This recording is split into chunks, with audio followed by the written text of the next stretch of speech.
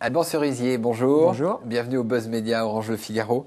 Vous êtes le secrétaire général des prestigieuses éditions Gallimard et l'auteur du livre Gallimard, un éditeur à l'œuvre, en découverte, bien entendu, parce qu'on fête cette année, tout le monde le sait, les 100 ans de la maison d'édition née en juin 1911 sous le patronage de la non moins célèbre NRF d'André Gide et de Paul Claudel. Alors Gallimard, c'est l'histoire de la littérature du XXe siècle et du XXIe siècle. Tous les grands écrivains, Gide, on l'a dit, Claudel, Martin Dugard, Malraux, Kessel. Oui. Vous en avez raté quelques-uns, dont Proust. Oui. Et vous avez eu Harry Potter. Donc comment est-ce que... Pas raté Harry Potter. Là, vous n'avez pas raté Harry Potter. Comment est-ce qu'on peut définir l'esprit de la maison ? C'est un esprit non prévenu, on va dire, très très ouvert. C'était le pari de Gaston Gallimard, qui, des points de départ de Gide, espèce de noyau littéraire en fusion créé par Gide et Claudel, a décidé d'étendre l'activité de sa maison, de la diversifier pour la rendre plus pérenne et pour financer, disait-il, ce qui compte. C'est-à-dire la grande littérature. Alors, ce qu'on apprend en lisant ce livre, c'est que c'était des hommes de lettres, mais aussi des hommes d'affaires. À la fois Gaston, Claude, son fils, et Antoine maintenant, son petit-fils, ils faisaient des affaires. C'est-à-dire qu'ils ont racheté la Pléiade, ils ont racheté Détective pour faire vivre. C'est vraiment très intéressant. On peut gagner de l'argent dans l'édition, c'est pas tabou ? Alors on peut gagner de l'argent, je ne sais pas si on en gagne beaucoup, mais on peut en gagner. En tout cas, Gaston Gallimard, dès la Première Guerre mondiale, a décidé de créer une maison d'édition, il le disait lui-même, très commerciale. Donc le propos était sans ambiguïté. Ça déplaisait d'ailleurs à Gide et Claudel. Exactement. Mais il a pris ce parti-là, encore une fois, pour se donner vraiment les moyens, se doter des moyens financiers, industriels, pour constituer ce catalogue. Il faut gagner de l'argent. Il faut être indépendant, et puis c'est ce qui fera que le fonds un jour financera l'entreprise. Le catalogue la financera. Au début, c'était pas garanti. D'où ces diversifications, notamment dans la presse, dans le cinéma aussi, dans la presse populaire, dans l'édition populaire. Et puis la capacité, effectivement, à faire de la croissance externe très tôt, en achetant par exemple cette collection de la Pléiade à sa presque naissance. Exactement. Voilà. Donc, et alors son fils Claude, lui, c'est Folio, parce que vous aviez lancé avec Hachette les livres de poche, et puis après sortie d'Hachette, il fallait lancer Folio. Et là, ça a été une très très grande réussite. Une grande réussite. En fait, le souhait de Claude Gallimard était effectivement de sortir de recouvrer son indépendance commerciale.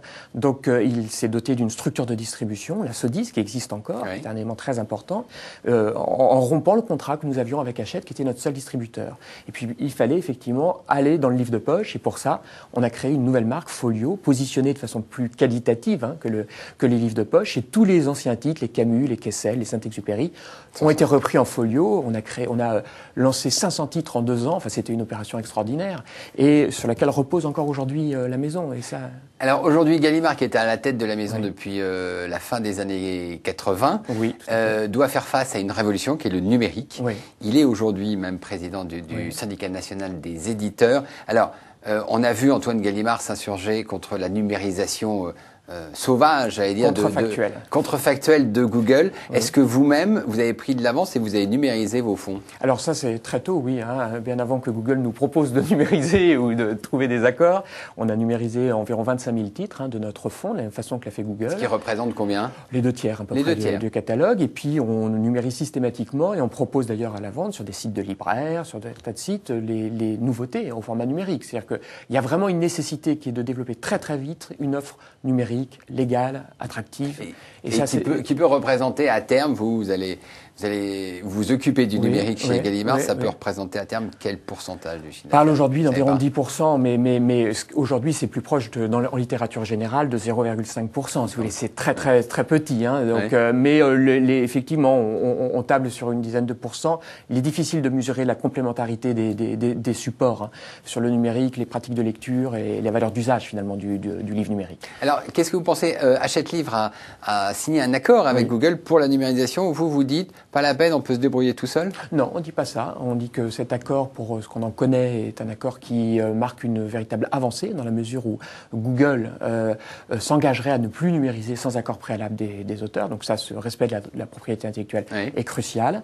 Reste à bien envisager l'ensemble des clauses de ces contrats, voir s'il est respectueux de l'entrée de différents acteurs sur ce marché-là, qui est très important pour nous. C'est d'ailleurs l'objet de cette loi sur le prix du livre numérique sur lequel nous travaillons aujourd'hui, qui est la pluralité des acteurs. C'est ironie de l'histoire. Oui. Claude Gallimard était contre. Le prix unique du livre physique. Oui. Antoine Gallimard est pour. Oui. L'extension du prix unique du livre au numérique. Oui. C'est le sens de l'histoire?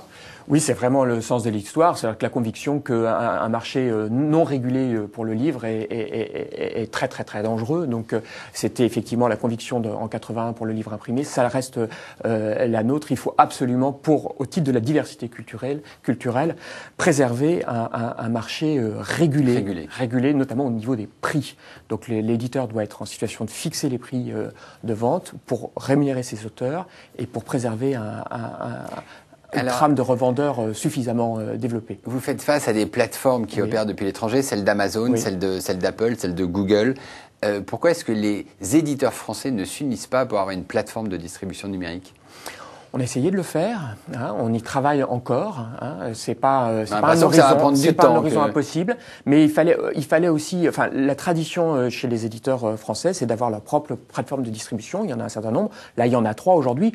Cela dit, dans l'univers de la dématérialisation, la diversité des plateformes de distribution en tant que telle n'est pas un véritable enjeu. C'est pas véritablement l'enjeu. On y travaille cependant encore pour faciliter tout ce qui est effectivement transmission des métadonnées liées aux ouvrages, etc.